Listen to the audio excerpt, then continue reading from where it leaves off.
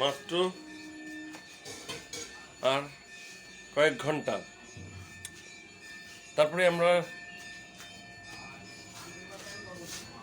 অন্য বছরে অন্য সময়ে আমরা পাঠিয়ে দেবো। তার আগে আমার এটা এই বছরের লাস্ট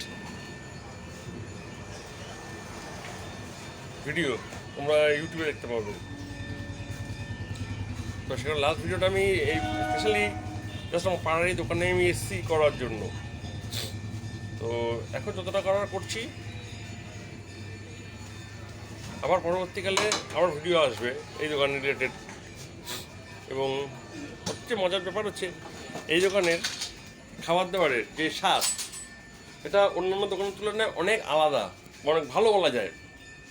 এবং এখানে প্রত্যেকটা জিনিস পরিষ্কার পরিচ্ছন্নভাবে রাখা হয়।